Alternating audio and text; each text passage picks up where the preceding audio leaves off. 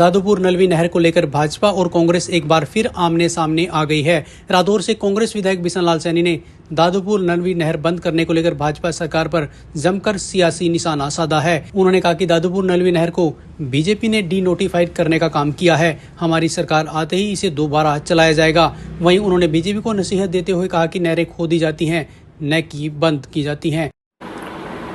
देखिए, पहली सरकार थी बीजेपी की जिसने किसी खुदी खुदाई नहर को डीनोटिफाई कराने का काम किया, जबकि सारे खर्चे हो चुके थे।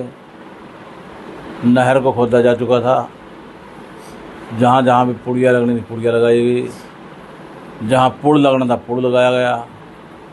लगभग 600 करोड़ से भी ज़्यादा इसके ऊपर खर्चा आ गया था। और जब किसानों को पेमेंट की बात आई, कुछ पेमेंट तो किसानों की हो गई थी, कुछ पेमेंट जब किसानों को लगा कि कम है तो वो हाई कोर्ट में चले गए। हाई कोर्ट के जज ने फैसला दे दिया कि इतने नहीं, इस हिसाब से पैसे मिलने चाहिए किसान को। भाई, किसान को पैसे देने पड़ेंगे, इसलिए तरह तरह के बहाने लगा करके, जैसे कि नंबर 1 इसका डायग्राम गलत है, नंबर 2 पानी जो है जी उल्टा मार करता है, और ज़मीन के रेट ज़्यादा हैं। ये बहाने करके इन्होंने इस नहर को बंद करने का काम करवाया कि भी जो किसान ने पैसे ले रखे हैं वो वापस कर दे और अपनी ज़मीन को दोबारा पद्धर कर ले। लेकिन सरकार ने बहाने लगा करके इसको बंद करने का काम किया, जो कि बहुत निंदनीय है। नहरें खोदी जाती हैं, बंद नहीं की जाती। खोदी खुदाई को बंद करने का काम एक सरकार है जिसने ऐसा किया, जो कि नहीं करना चाहिए था।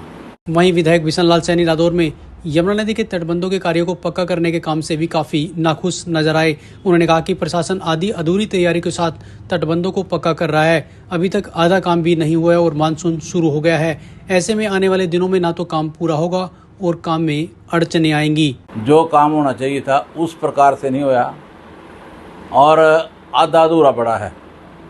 बरसात दोबारा फिर टाइम आ गया बरसात का। ये लोग तब काम करते हैं जब बरसात का सीजन आ जाता है, फिर ना तो वहाँ पत्थर के ट्रक पहुँच पाते हैं, ना ही कोई मटेरियल पहुँच पाता है। छोटे छोटे पत्थर इन्होंने वाक़ई में लगा दिए जो कि वहाँ रुकेंगे नहीं। इसी प्रकार से उनेड़ी की जो ज़मीन है, पंचायती ज़मीन है, उसके अंदर भी बड़ा भारी कटाव हुआ। वहाँ भी लगाए जाने थे स्टड। इन्होंने स्टड क्या लगाने थे, जो पहले सरकारों के दौरान जो स्टड लगे हुए थे, ठोकरें जिनको बोलते हैं, वो भी ठेकेदारों ने उखाड़ करके वहाँ के पत्थर बेचने का काम किया और शिकायतें भी बहुत हुई, लेकिन प्रशासन ने कोई कार्रवाई नहीं करी।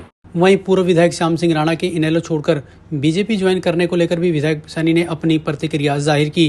कांग्रेस विधायक ने कहा कि इनेलो अब अपना वजूद धीरे धीरे खत्म करती जा रही है। Bureau report, Navdesh times.